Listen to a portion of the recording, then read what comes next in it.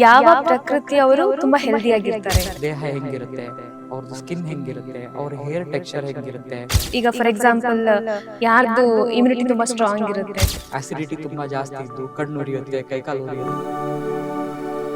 Externally ನೋಡ್ಬೇಕಂದ್ರೆ ನನ್ನ ಕೈ ಕಾಲು ಮೂವ್ ಮಾಡೋದು ಅದು ವಾತದಿಂದ. ಅಂಡ್ ಕಫ ಅನ್ನೋದಕ್ಕೆ ನಿಮ್ ದೇಹಕ್ಕೆ ಒಂದು ಸ್ಟೆಬಿಲಿಟಿ ಬೇಕು. 7 ರೀತಿ ಇರೋರಲ್ಲಿ ಯಾರ ದೇಹ ತುಂಬಾ ಹೆಲ್ದಿ ಆಗಿರುತ್ತೆ? ಏನಾದ್ರೂ ಹೇಳ್ಬಿಟ್ರೆ ಕೋಪ ಬಂದ್ಬಿಡುತ್ತೆ, ಬೇಗ ಬೇಗ ಪಿತ್ತ ನೆತ್ತಿಗೆ ಇರೋದು ಅಂತಾರಲ್ಲ, ಅದಕ್ಕೆನಾ? ಸರ್, ಕಳೆದ ಸಂಚಿಕೆಯಲ್ಲಿ ನೀವು ಹೇಳ್ತಾ ಇದ್ರಿ ನಮ್ಮ ದೇಹ ಪ್ರಕೃತಿಗೆ ತಕ್ಕ ಹಾಗೆ ನಮ್ಮ ಆಹಾರ ಸೇವನೆ ಕೂಡ ಇರಬೇಕು, ಅದು ಯಾವುದೇ ಸೀಸನ್ ಆಗಿರ್ಲಿ ಅಂತ. ಸೊ ಈ ದೇಹ ಪ್ರಕೃತಿ ಅಂದ್ರೆ ಏನು ಸರ್? ಈ ತ್ರಿದೋಷಗಳು ಅಂತ ತುಂಬಾ ಕೇಳ್ತೀವಿ. ತ್ರಿದೋಷಗಳು ಅಂದ್ರೆ ಏನು? ನಮ್ಮ ದೇಹದ ಪ್ರಕೃತಿ ಯಾವುದು ಅಂತ ನಾವು ಹೇಗೆ ಐಡೆಂಟಿಫೈ ಮಾಡ್ಕೊಳ್ಳೋದು? ಸಿ, ನಾವು ಅವಾಗಲೇ ಹೇಳ್ದಂಗೆ ಲಾಸ್ಟ್ ಇದ್ರೊಳಗೆ ಆಹಾರ ಮಾತಾಡಬೇಕಾದ್ರೆ ಅಥವಾ ವಿಹಾರ ಮಾಡಬೇಕಾದ್ರೆ ನಮ್ಮ ಪ್ರಕೃತಿ ತಕ್ಕಂಗೆ ಇರಬೇಕು ಅಂತ ಹೇಳಿದ್ವಿ. ಸೊ ಪ್ರಕೃತಿ ಅಂದ ತಕ್ಷಣನೇ ಒಂದು ನನ್ನ ದೇಹದ ನೇಚರ್ ಅಂತ ಹೇಳ್ಬೋದು. ಇವಾಗ ಪ್ರತಿಯೊಬ್ಬ ಮನುಷ್ಯಂದು ಒಂದು ನೇಚರು ಅಥವಾ ಕ್ಯಾರೆಕ್ಟರಿಸ್ಟಿಕ್ಸ್ ಅಂತ ಏನು ಹೇಳ್ತೀವಲ್ಲ, ವಿಭಿನ್ನವಾಗಿನೇ ಇರುತ್ತೆ. ಸೊ ಇದನ್ನೆಲ್ಲ ಕಲೆಕ್ಟಿವ್ ಆಗಿ ಆಯುರ್ವೇದದಲ್ಲಿ ಒಂದು 7 ಪ್ರಕೃತಿಗಳನ್ನ ಹೇಳಿದ್ದಾರೆ. ಅಂದ್ರೆ ಒಂದೊಂದು ಈ ದೋಷಗಳ ಮೇಲೆ ಅದನ್ನ ಎಸ್ಪೆಷಲಿ ಡಿವೈಡ್ ಮಾಡ್ತೀವಿ. ಅದನ್ನ ತಿಳ್ಕೊಳ್ಳೋದಕ್ಕಿಂತ ಮುಂಚೆ ಈ ಎಲ್ಲರೂ ಕೇಳಿರ್ತಾರೆ ವಾತ, ಪಿತ್ತ ಅಂಡ್ ಕಫ ಅಂತ. ನಂದು ಕಫ ಪ್ರಕೃತಿ, ವಾತ ಪ್ರಕೃತಿ ಅಥವಾ ಪಿತ್ತ ಪ್ರಕೃತಿ ಅಂತ. So most of the people ಇಲ್ಲಿ ಮಿಸ್ಲೀಡ್ ಆಗೋದು ಏನು ಅಂತಂದ್ರೆ, ಈಗ ವಾತ ಪ್ರಕೃತಿ ಅಂದ ತಕ್ಷಣನೇ ಅವರಿಗೆ ಕೈಕಾಲು ನೋವುಗಳು ಬಂದ ತಕ್ಷಣನೇ ಅವ್ರು ವಾತ ಪ್ರಕೃತಿ, ಅಥವಾ ಆಸಿಡಿಟಿ ತುಂಬಾ ಜಾಸ್ತಿ ಇದ್ದು ಕಣ್ಣು ಉರಿಯುತ್ತೆ, ಕೈಕಾಲು ಉರಿಯುತ್ತೆ, ಅವರು ಪಿತ್ತ ಪ್ರಕೃತಿ. ಕಫ ಅಥವಾ ನೆಗಡಿ, ಕೆಮ್ಮು, ಈ ಥರದ ಅಲರ್ಜಿ ಇದ್ದವರು ಕಫ ಪ್ರಕೃತಿ ಅಂತ ಎಷ್ಟೋ ಜನ ಅದನ್ನ ಮಿಸ್ಅಂಡರ್ಸ್ಟ್ಯಾಂಡಿಂಗ್ ಮಾಡ್ಕೊಂಡಿದ್ದಾರೆ. ಪ್ರತಿಯೊಂದು ಮನುಷ್ಯನಲ್ಲೂ ವಾತ, ಪಿತ್ತ, ಕಫ ಇದ್ದೇ ಇರುತ್ತೆ. ಸೊ ಇದನ್ನ ನಾವು ಏನು ಹೇಳ್ತೀವಿ ಆಯುರ್ವೇದದಲ್ಲಿ ಅಂದ್ರೆ ಡೈನಾಮಿಕ್ ಫೋರ್ಸಸ್ ಅಂತ ಹೇಳ್ತೀವಿ. ಅಂದ್ರೆ ನಮ್ಮ ದೇಹದಲ್ಲಿ ಈ ಆರ್ಗನ್ಗಳು, ಸಿಸ್ಟಮ್ಗಳು ಕೆಲಸ ಮಾಡೋದಕ್ಕೆ ಒಂದು ಎನರ್ಜಿ ಸೋರ್ಸಸ್ಗಳು ಬೇಕು. ಆ ಎನರ್ಜಿ ಸೋರ್ಸಸ್ಗಳನ್ನ ಈ 3 ವಿಧಗಳಲ್ಲಿ ಆಚಾರ್ಯರು 5,000 ವರ್ಷದ ಹಿಂದೆನೆ ಹೇಳಿದ್ದಾರೆ. ವಾತ ಅಂದ್ರೆ ಏನು? ವಾತ ಅನ್ನೋದು ಒಂದು ಡೈನಾಮಿಕ್ ಫೋರ್ಸಸ್. ಅದ್ರದ್ದು ಒಂದು ಕೆಲಸ ಒಳಗಡೆ ಆಗುತ್ತೆ. ಏನು ಅಂತಂದ್ರೆ ದೇಹದಲ್ಲಿರುವಂತಹ ಎಲ್ಲಾ ಮೂವ್ಮೆಂಟ್ಗಳು ಅಥವಾ ಎಲ್ಲಾ ಕಂಡಕ್ಷನ್ಗಳು ಅಂತ ಏನ್ ಹೇಳ್ತೀವಿ, ಅದು ವಾತದಿಂದ ಆಗುತ್ತೆ. ಫಾರ್ ಎಕ್ಸಾಂಪಲ್ ನಾನು ಹೇಳಬೇಕು ಅಂತಂದ್ರೆ, ಎಕ್ಸ್ಟರ್ನಲಿ ನೋಡ್ಬೇಕಂದ್ರೆ ನನ್ನ ಕೈ ಕಾಲು ಮೂವ್ ಮಾಡೋದು ಅದು ವಾತದಿಂದ ಆಗುತ್ತೆ. ಸೊ ಇದನ್ನ ನಾವು ಹೇಳ್ಬೋದು ನರ್ವ್ ಕಂಡಕ್ಷನ್ಸ್ಗಳು. ಒಂದು ಅಪ್ರಾಕ್ಸಿಮೇಟ್ ಐಡಿಯಾಗಿ ನಾನು ಹೇಳ್ತಾ ಇದ್ದೀನಿ. ಎಕ್ಸಾಕ್ಟ್ಲಿ ನಾನು ಏನು ಹೇಳ್ತಾ ಇರ್ತೀನಿ ಅದು ಕಾಂಟೆಕ್ಸ್ಟ್ ಅಲ್ಲಿ ಬೇರೆನೇ ಇರುತ್ತೆ. ಅಂಡ್ ದೇಹದಲ್ಲಿ ಸರ್ಕ್ಯುಲೇಷನ್ ಆಗುತ್ತೆ, ಅಂದ್ರೆ ರಕ್ತ ಒಂದು ಕಡೆಯಿಂದ ಇನ್ನೊಂದು ಕಡೆ ಸಂಚಾರ ಮಾಡುತ್ತೆ. ಮೊಬಿಲಿಟಿ ಅಂತ ಹೇಳ್ಬೋದು. ಈ ಮೊಬಿಲಿಟಿಗೆ ಆಕ್ಷನ್ ಆಗುವಂತ ಫೋರ್ಸ್ ಏನಿದೆಯಲ್ಲ ದೇಹದಲ್ಲಿ, ಅದನ್ನ ನಾವು ವಾತ ಅಂತ ಹೇಳ್ತೀವಿ. ಇನ್ನ ಪಿತ್ತ ಅಂತ ಬಂದ್ರೆ ನನ್ನ ದೇಹದಲ್ಲಿರುವಂಥ ಚೇಂಜಸ್ಗಳು, ಅಂದರೆ ಒಂದು ಫಾರ್ಮ್ಲಿಂದ ಇನ್ನೊಂದು ಫಾರ್ಮ್ಗೆ ಆಗೋಂಥ ಚೇಂಜಸ್ಗಳು. ಈ ಫಾರ್ ಎಕ್ಸಾಂಪಲ್ ನಾನು ಒಂದು ಊಟ ಮಾಡ್ತೀನಿ, ಆ ಊಟ ಅನ್ನದ ರೂಪದಲ್ಲಿ ಇರುತ್ತೆ. ಅದು ನನ್ನ ದೇಹದಲ್ಲಿ ಟಿಶ್ಯೂ ಆಗಬೇಕಲ್ಲ, ರಕ್ತ ಆಗಬೇಕು, ಮಾಂಸ ಆಗಬೇಕು, ರಸ ಆಗಬೇಕು, ಬೋನ್ ಆಗಬೇಕು. ಸೊ ಇದನ್ನೆಲ್ಲ ಟ್ರಾನ್ಸ್ಫರ್ ಮಾಡುತ್ತಲ್ಲ, ಆ ಟ್ರಾನ್ಸ್ಫಾರ್ಮೇಷನ್ ಎನರ್ಜಿಗೆ ನಾನು ಪಿತ್ತ ಅಂತ ಹೇಳ್ಬೋದು. ಆ್ಯಂಡ್ ಕಫ ಅನ್ನೋದಕ್ಕೆ ನಿಮ್ಮ ದೇಹಕ್ಕೆ ಒಂದು ಸ್ಟೆಬಿಲಿಟಿ ಬೇಕಲ್ಲ, ಅಂದರೆ ಒಂದು ಶಕ್ತಿ ಬೇಕು, ಅದು ಟಾಲರೇಟ್ ಮಾಡೋಂಥ ಒಂದು ಇದಿರಬೇಕಲ್ಲ, ಅದಕ್ಕೆ ನಾವು ಕಫ ಅಂತ ಹೇಳ್ತೀವಿ. ಸೊ ಈ 3ನ್ನ ನಾವು ಈ ಥರ ಅಂದ್ಕೊಂಡಾಗ ಎಲ್ಲರ ದೇಹದಲ್ಲೂ ಇದು ಇದ್ದೇ ಇರುತ್ತೆ. ನಾನು ಪ್ರಕೃತಿ ಡಿಸೈಡ್ ಆಗೋದು ಯಾವಾಗ ಅಂದರೆ, ನಾನು ಹುಟ್ಟಿದಾಗ, ನನ್ನ ದೇಹ ಹುಟ್ಟಿದಾಗ ನನ್ನ ಪ್ರಕೃತಿಗಳ ಕಾಂಪೋಸಿಷನ್ ಆಗುತ್ತೆ. ಈ ಪ್ರಕೃತಿನ ಈ 3 ಕಾಂಪೋಸಿಷನಲ್ಲಿ ಅಂದರೆ ವಾತ, ಪಿತ್ತ, ಕಫನ ಇಟ್ಕೊಂಡು ಏಕಜ ಪ್ರಕೃತಿ ಅಂತ ಹೇಳ್ತೀವಿ. ಅಂದರೆ ಬರೀ ವಾತಜನೇ ಡಾಮಿನೆಂಟ್ ಇರೋನು ಪ್ರಕೃತಿ ಒಬ್ಬೊಂದು, ಪಿತ್ತಜನೇ ಇರೋಂಥ, ಈ ಥರ 3. ಇನ್ನು ದ್ವಂದ್ವಜ ಅಂತ ಹೇಳ್ತೀವಿ. ದ್ವಂದ್ವಜ ಅಂತಂದ್ರೆ ವಾತ, ಪಿತ್ತ 2 ಇದೆ. ಅಂದ್ರೆ ಕಫನೂ ಇರುತ್ತೆ ಅವನ ಹತ್ರ, ಬಟ್ ಡಾಮಿನೆಂಟ್ ಕ್ಯಾರೆಕ್ಟರ್ಸ್ ಏನೇನಿದೆ ದೇಹದಲ್ಲಿ ಅನ್ನೋ ಇದು. ಸೊ 3ನೇದು ಪಿತ್ತ ಕಫ ಅಂಡ್ ಕಫ ವಾತ, ಇದು 3 ಆಯ್ತು. ಇನ್ನೊಂದು 3 ಡಾಮಿನೆಂಟ್ ಕ್ಯಾರೆಕ್ಟರ್ಸ್ ಇರ್ತಾರೆ. ಸೊ ಅದಕ್ಕೆ ಸನ್ನಿಪಾತಜ ಅಂತ ಹೇಳ್ತೀವಿ. ಈ 7 ತರ ಕ್ಯಾಟಗರಿ ಒಳಗಡೆ ನಾವು ಪ್ರಕೃತಿನ ವಿಭಾಜನೆ ಮಾಡ್ತೀವಿ. ಈಗ ನನ್ನ ಹತ್ರ ಒಂದು ಪೇಷಂಟ್ ಬಂದ್ರೆ ನಾನು ಫಸ್ಟ್ ನೋಡೋದೇ ಅವ್ರ ಪ್ರಕೃತಿ ಯಾವ್ದ್ರಲಿಂದ ಅವ್ರದ್ದು ಎನರ್ಜಿ ಬಾರ್ನ್ ಆಗಿದೆ. ಈ ವಾತಕ್ಕೆ ಒಂದು ಕ್ಯಾರೆಕ್ಟರ್ಸ್ ಇದೆ.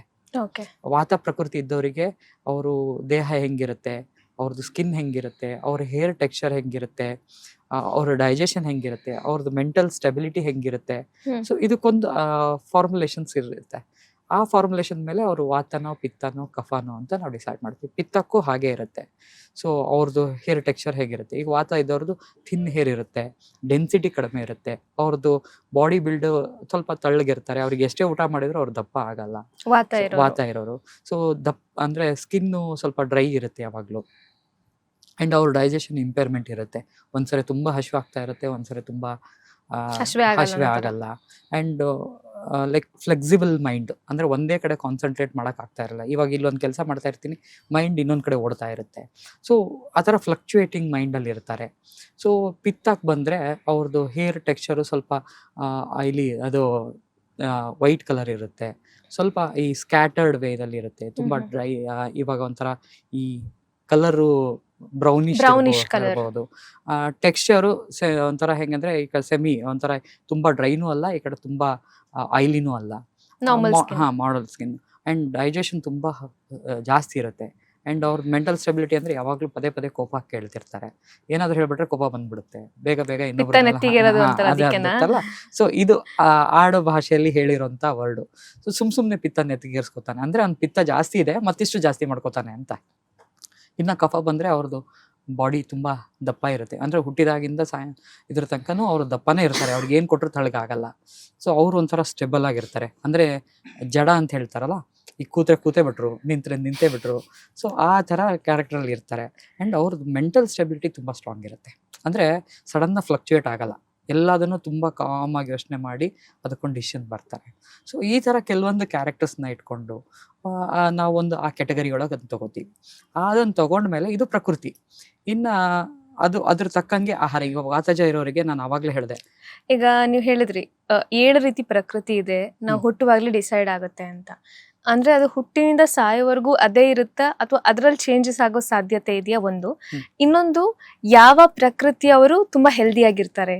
ಅಂದ್ರೆ ಈಗ ಫಾರ್ ಎಕ್ಸಾಂಪಲ್ ಯಾರ್ದು ಇಮ್ಯುನಿಟಿ ತುಂಬಾ ಸ್ಟ್ರಾಂಗ್ ಇರುತ್ತೆ, ಕಫ ಇರೋರಿಗೆ ಹೇಳ್ತಾರಲ್ಲ ಸರ್, ಬೇಗ ಸೈನಸ್ ಅಟ್ಯಾಕ್ ಆಗುತ್ತೆ ಅಥವಾ ಹೆಲ್ತ್ ಇಶ್ಯೂಸ್ ಕಾಣಿಸ್ಕೊಡುತ್ತೆ, ರೆಸ್ಪಿರೇಟರಿ ಇಶ್ಯೂಸ್ ಅಂತ. ಹಾಗೆ ಈಗ 7 ರೀತಿ ಇರೋರಲ್ಲಿ ಯಾರ ದೇಹ ತುಂಬಾ ಹೆಲ್ದಿ ಆಗಿರುತ್ತೆ ಅಂತ?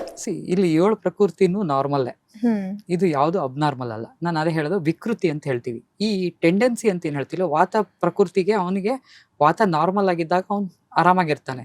ಅವನಿಗೆ he has a tendency to disturb vata very quickly. So ವಿಕೃತಿ ಅಂತ ಹೇಳ್ತೀವಿ ಅದನ್ನ. ಇದರಲ್ಲಿ ಎಲ್ಲರೂ ಹೆಲ್ದಿನೇ ಇರ್ತಾರೆ. ಇವಾಗ ಫಾರ್ ಎಕ್ಸಾಂಪಲ್ ವಾತಜ ಪ್ರಕೃತಿಯವನಿಗೆ ನಾವು ವಾತ ಇನ್ಕ್ರೀಸ್ ಆಗುವಂತ ಆಹಾರ ವಿಹಾರ ಕೊಟ್ರೆ ಅವನು ಅಬ್ನಾರ್ಮಲ್ ಆಗ್ತಾನೆ. So he has a tendency of getting more ವಾತ ಇನ್ ಬಾಡಿ. ಸೊ ಆ ವಾತದಿಂದ ಅವನಿಗೆ ಅಬ್ನಾರ್ಮಲ್ ಬರುತ್ತೆ.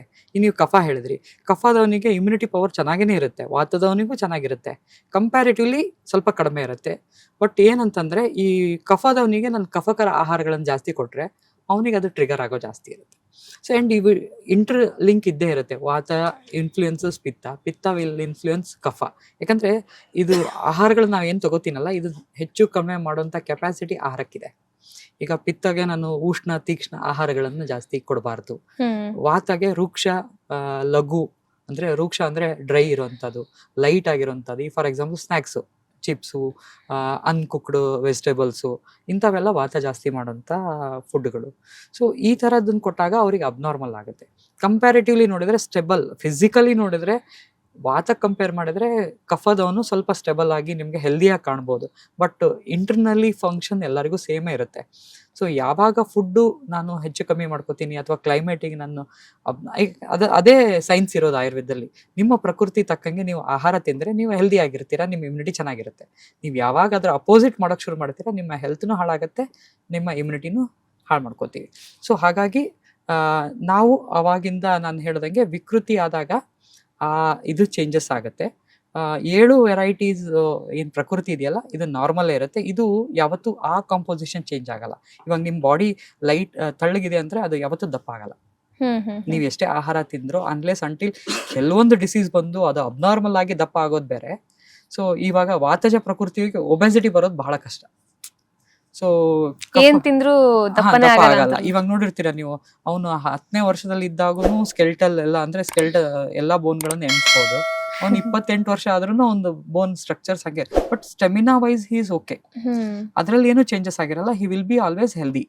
ಸೊ ಬಟ್ ಕಫಜ ಪ್ರಕೃತಿ ಬಂದ್ರೆ ಅವ್ರು ಯಾವಾಗ್ಲೂ ದಪ್ಪಿರ್ತಾರೆ. ನೀವು ಅವ್ರಿಗೆ ಏನ್ ಮೆಡಿಸಿನ್ ಕೊಟ್ರು, ಏನ್ ಎಕ್ಸರ್ಸೈಸ್ ಮಾಡಿದ್ರು ಅವ್ರ ವೇಟ್ ಒಂದ್ ಸರ್ಟನ್ ಲೆವೆಲ್ ಇಂದ ಕೆಳಗಡೆ ಇಳಿಯಲ್ಲ, ಬಟ್ ಬೇಗ ವೇಟ್ ಜಾಸ್ತಿ ಆಗೋ ಚಾನ್ಸಸ್ ಇರುತ್ತೆ.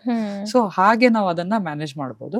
ಅಂಡ್ ವಿಕೃತಿಗಳು according to season, according to food, according to disease change ಆಗುತ್ತೆ. ಇವು ಯಾವಾಗ ಈ ಕಾಂಪೋಸಿಷನ್ ಬ್ರೇಕ್ ಮಾಡ್ಕೋತಾರೆ ಅಥವಾ ಅದು ಡಿಸ್ಟರ್ಬ್ ಆಗುತ್ತೆ, then they will end up with disease. Okay so ಈ ಪ್ರಕೃತಿಗಳನ್ನ ನಾವು ಇನಿಷಿಯಲಿ ಈ ತರ ವಿಂಗಡಣೆ ಮಾಡ್ಕೋಬಹುದು ಅಂತ ಹೇಳ್ಬೋದು. ಲೇಟೆಸ್ಟ್ ಹಾಗೂ ಇಂಟ್ರೆಸ್ಟಿಂಗ್ ಸುದ್ದಿಗಳಿಗಾಗಿ ಬಾಸ್ ಟಿವಿ ಕನ್ನಡ ಚಾನೆಲ್ನ ಸಬ್ಸ್ಕ್ರೈಬ್ ಮಾಡಿ. ಹಾಗೆಯೇ ಬೆಲ್ ಐಕಾನ್ ಪ್ರೆಸ್ ಮಾಡಿ. ಇದರ ಜೊತೆಗೆ ಫೇಸ್ಬುಕ್, ಇನ್ಸ್ಟಾಗ್ರಾಮ್, ಎಕ್ಸ್ ನಲ್ಲೂ ಮಿಸ್ ಮಾಡದೆ ಫಾಲೋ ಮಾಡಿ.